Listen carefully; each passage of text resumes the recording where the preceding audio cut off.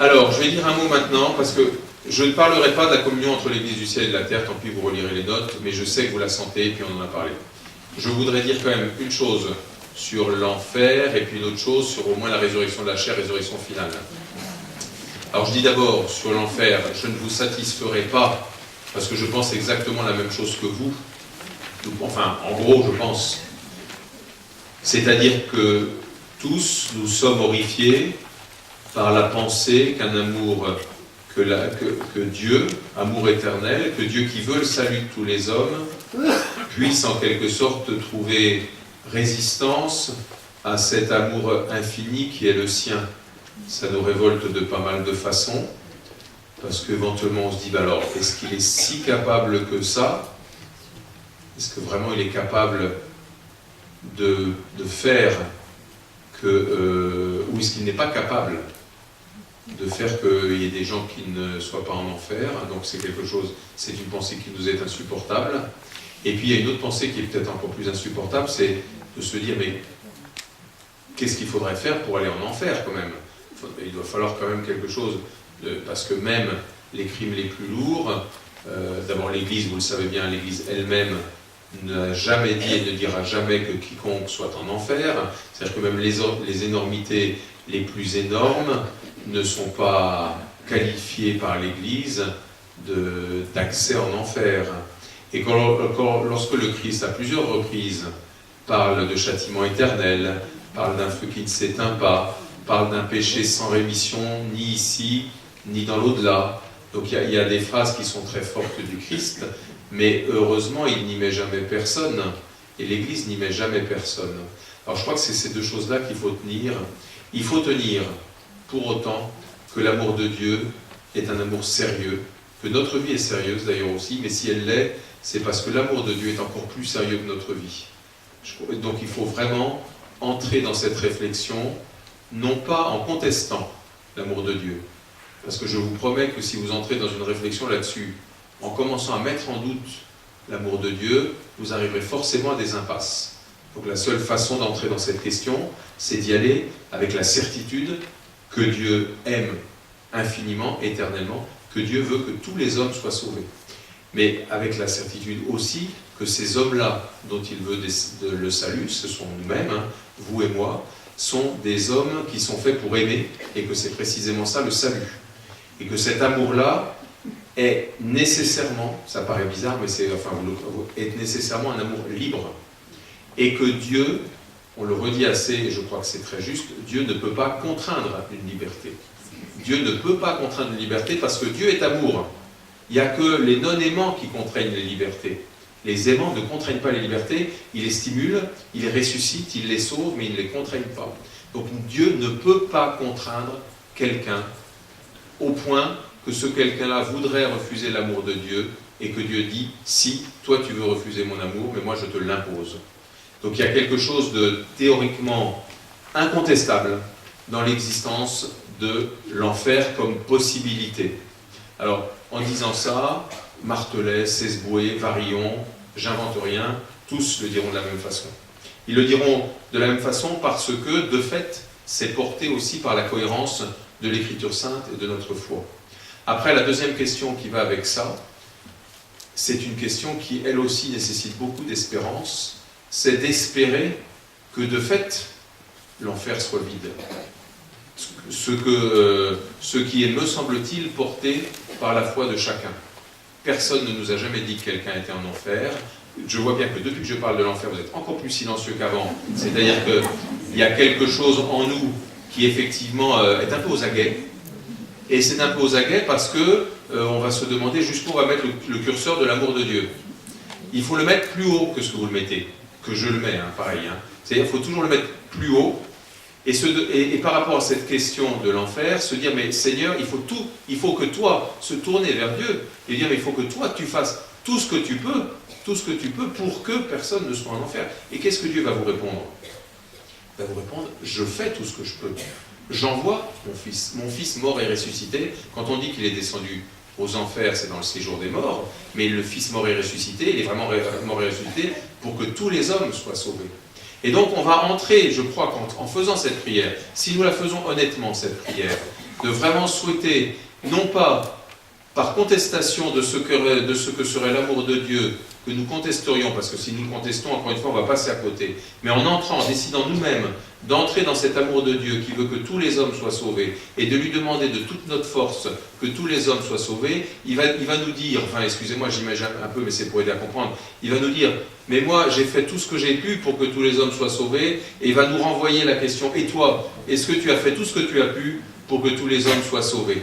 Et là, à ce moment-là, nous allons recevoir en plein visage, si j'ose dire, cette question qui est la conséquence de notre prière, qui est de savoir, mais est-ce que nous, on a fait tout ce qu'on pouvait par amour? C'est-à-dire que la question de l'amour de Dieu à partager, ça ne sera pas d'abord de savoir, vu de l'extérieur, comment Dieu procède, c'est est-ce que moi, je me suis laissé vraiment toucher par l'amour de Dieu? Est-ce que moi, je vais comme lui jusqu'au bout? Parce que cette prière, j'y tiens.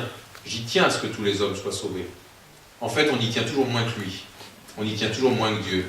Et quand on entre dans ce chemin-là, ça réveille notre véritable désir d'aimer autant que Dieu, et en même temps, ça révèle notre véritable souffrance de constater que nous n'aimons pas assez. Et dans ce cadre-là, je vous lis au moins juste la phrase que j'ai extraite d'un autre livre, qui est pas mal du tout d'ailleurs. Mais celui-là est beaucoup plus compliqué, donc commencez pas par celui-là. C'est de Joseph Ratzinger, et ça s'appelle « La mort et l'au-delà ». C'est passionnant, il y a plein de choses, mais bon, je vous conseille plutôt les autres à lire. Mais j'ai extrait ce petit passage parce qu'il clôt un peu le raisonnement que je viens de faire avec vous. Pour les saints, l'enfer est moins une menace qu'ils brandissent contre les autres. Je suis en haut de la page 7. Pour les saints, l'enfer est moins une menace qu'ils brandissent contre les autres qu'un appel à souffrir dans la nuit obscure de la foi, la communion avec le Christ, en tant que communion aux ténèbres de sa descente dans la nuit, à approcher la lumière du Seigneur parce qu'ils partagent ses ténèbres et servent le salut du monde en oubliant leur propre salut au profit des autres. L'espérance ne naît pas de la froide logique d'un système, de l'appauvrissement de l'homme, mais du sacrifice de l'innocent et de l'affrontement de la réalité aux côtés de Jésus-Christ. Alors oui, l'affrontement de la réalité aux côtés de Jésus-Christ, ça veut dire effectivement, alors ça c'est Sainte Thérèse, Sainte Thérèse d'Enfant Jésus, aller prendre place à la table des pécheurs, et aller en quelque sorte s'offrir soi-même. Ce sont des paroles qui nous paraissent parfois un peu folles chez les saints, qui disent je préférerais être en enfer pour que tout le monde soit sauvé. Et on se dit il faudrait savoir ce qu'ils veulent la vie éternelle ou ils veulent l'enfer. Mais voyez de quelle façon on peut entrer, si ça nous est donné par grâce, dans ce genre de logique, c'est-à-dire vouloir nous-mêmes aller comme le Christ à la recherche de tous, et aller comme le Christ, ça veut aller descendre au plus profond du mystère de la mort et des ténèbres. Donc vous voyez ça, je me contente aussi, enfin je ne me contente pas, je vous invite à décaler la question. La question, c'est pas l'enfer pour les autres, c'est l'enfer pour moi. Mais de l'entendre dans toute l'espérance que nous partageons depuis ce matin. Bon, c'est un peu rapide, mais tant pis, voilà. Encore 5 minutes 2. Bon alors 2, donc la communion c'est fait. Tendu vers la parousie, vous lirez le bas de la page 7, c'est de redire ce qu'on a déjà dit un peu ce matin sur l'espérance de la venue du Christ.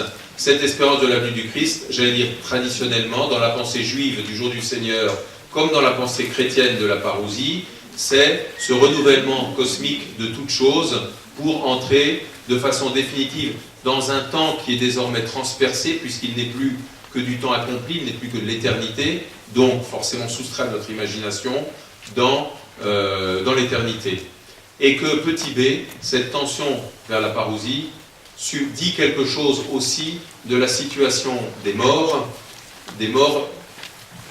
alors que le Christ n'est pas venu dans sa gloire. Le Christ n'est pas venu dans sa gloire, vous êtes au courant, mais par contre vous l'attendez. Les morts qui décèdent quittent le séjour des vivants et entrent pourtant dans une vision, je pense par exemple aux disciples pleins d'amour, aux disciples purifiés, etc., aux saints, à tout bien, Jean-Paul II qui voulait, ils sont en jouissance réelle, en vision de Dieu, en possession de la demeure qu'ils auront, donc ils ont, par ce germe d'éternité qu'ils portent en eux, à trouver son état, sa situation, sa relation avec le Christ, qui ne changera plus. Et comme je le disais tout à l'heure dans la réponse à une des questions, ce qui change encore, c'est que l'histoire du monde n'est pas achevée. Et ce que ce renouvellement cosmique et cette éradiction totale du mal et de la mort n'est pas encore achevé. Et que nous y avançons, que nous y contribuons, mais que ça s'appelle la venue du Christ en gloire. Et que ça oblige à penser quelque chose pas d'insatisfaisant, mais en attente, je préfère dire ça, pour ceux qui sont décédés. Et ça suppose aussi à se poser la question, mais qui sont-ils ? Comment, alors le comment, vous voyez comme il est grossier, mais au moins qui sont-ils, ceux qui sont décédés ? Et en particulier par rapport à la résurrection des corps que nous professons aussi dans le credo, résurrection de la chair, résurrection finale, où se situe-t-il par rapport à ça ? Alors, la résurrection des chairs, la résurrection de la mort, donc nous disons dans chaque credo, c'est, ça a été dit tout ce matin, c'est la dilatation, l'expansion de ce qui est arrivé au Christ, non seulement par sa mort, sa résurrection, mais son ascension et sa glorification, comme on va le célébrer dans quelques jours à l'ascension. Cette glorification de tout le Christ auprès de Dieu, j'ai bien dit tout le Christ, c'est-à-dire le Christ lui-même, le Christ qui a partagé sa vie d'homme, qui est venu prendre notre chair. Il y a une humanité glorifiée du Christ qui est le propre aussi de ce qu'il vit depuis l'ascension et pour l'éternité. Nous-mêmes, nous sommes appelés à cela. Notre humanité qui s'est exprimée à travers notre corps inséparablement, cette humanité corporelle aussi est appelée à entrer dans la gloire. Voilà ce que nous appelons la résurrection des chairs, c'est-à-dire de la chair, c'est-à-dire que de fait, tout ce qui a tissé notre vie en termes de relations, en termes d'histoire, en termes de gestes d'amour, tout cela qui est déjà ressuscité dès maintenant d'ailleurs, atteint une plénitude de relations personnelles, communautaires, cosmiques à la résurrection de la chair. C'est ce que nous professons dans le credo. Cette résurrection de la chair, et vue de la part du Christ et vue de l'histoire humaine, n'est pas encore achevée. Voilà pourquoi l'Église professe quelque chose de non achevé après la mort, y compris pour les justes qui voient Dieu face à face et qui jouissent de la vision béatifique. Pour l'expliquer, il y a un mot qui est pratique, mais qui est très dangereux. Comme il est pratique et qu'il est traditionnel, je vous le cite, d'autant plus que dans le texte du Concile Gaudium et Spes, c'est une conception des choses qui existe, c'est la question d'un homme un, qui soit inséparablement corps et âme. Sauf que cette dualité dans l'homme, qui encore une fois est aussi reprise dans le Concile, se transforme très rapidement et sans qu'on y prenne garde en dualisme, c'est-à-dire en séparation, et pendant qu'on y est, en séparation de l'un au bénéfice de l'autre. C'est-à-dire que où il faudrait une âme toute pure qui elle entre dans la vie éternelle, et puis le corps après tout nous aura juste servi à aimer pendant notre vie, puis après voilà rien, ou au contraire un corps qui porterait en lui déjà tout ce germe d'éternité qui serait le germe d'éternité et qui donc dès cette mort, entrant comme ça dans une invitation à voir Dieu, qui dès cette mort participerait de la résurrection de la chair.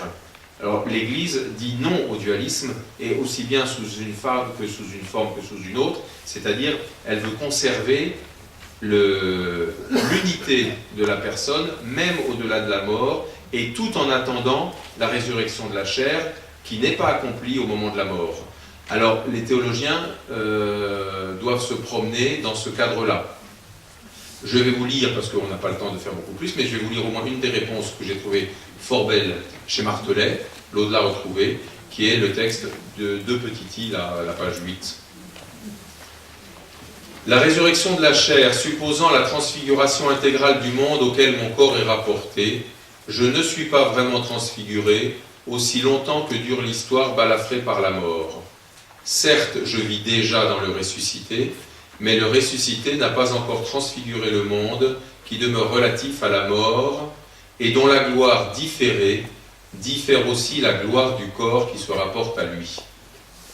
L'éternité de Dieu, en laquelle nous entrons par la mort, n'est pas la destruction des conditions de notre identité.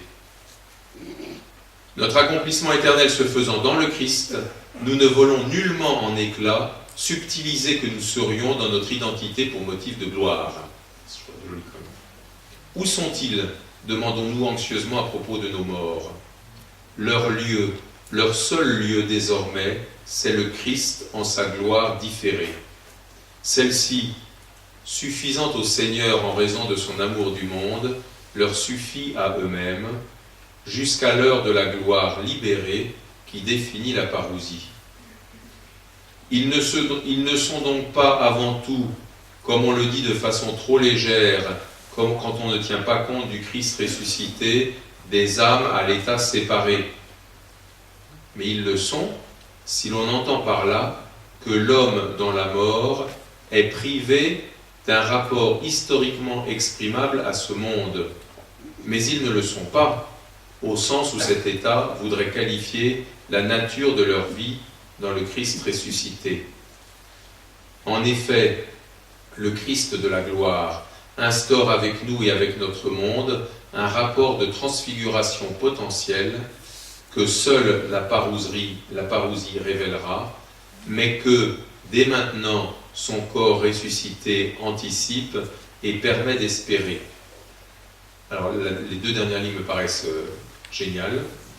En tombant par la mort dans les bras de Jésus-Christ ressuscité, nos morts ne sont donc pas sans corps et sans visage, leur corps retourné à la terre trouve leur suppléance en celui de Jésus, dont la beauté est l'avenir déjà présent de tout visage. C'est-à-dire que la question du corps de nos défunts, qui est un corps que nous accompagnons jusqu'à son cercueil, un corps dont nous savons qu'il pourrira et que pourtant nous respectons, et il est bon de le respecter, parce qu'il a été ce siège-là et qu'il est toujours le corps mort de cette personne, que ce corps-là, qui attend sa résurrection, qui attend, comme il dit, sa transfiguration libérée dans tout le cosmos, ce corps-là, en fait, devient le corps, alors par mode de suppléance, vous avez entendu le mot, par mode de suppléance, est le corps du Christ ressuscité, dont la beauté est l'avenir déjà présent de tout visage. Tout ça pour ne pas sombrer dans le dualisme dont il parlait aussi auparavant, sur le fameux état de l'âme séparée des corps. Alors, c'est pas ça l'anthropologie chrétienne. L'anthropologie chrétienne n'est pas l'anthropologie grecque, avec des âmes emprisonnées dans un corps, et puis à la mort, enfin, l'âme serait libérée. Je vous signale au passage que c'est aussi pour ça que dans les premiers temps chrétiens, on ne pratiquait pas l'incinération. Parce que le principe de l'incinération dans beaucoup de religions, c'est celui-là quand même.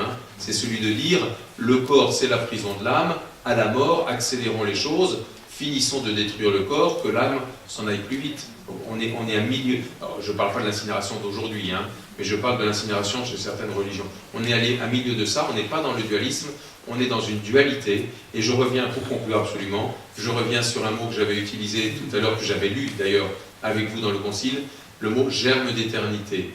Le germe d'éternité qui est présent en chacun de nous, qui s'exprime toujours par notre corps, etc. Je me dis qu'on pourrait, mais personne ne l'a fait, donc on n'est pas obligé, mais on pourrait appeler âme, plutôt que de mot âme qui peut prêter le flanc à un dualisme, si on appelle ça ce germe d'éternité qui habite en chacun de nous, il y a quelque chose qui dit le côté personnel, qui dit combien c'est inséparable du corps, et qui dit combien dès notre mort, ce germe-là trouve son propre corps dans le corps du Christ, en attendant la résurrection de la chair.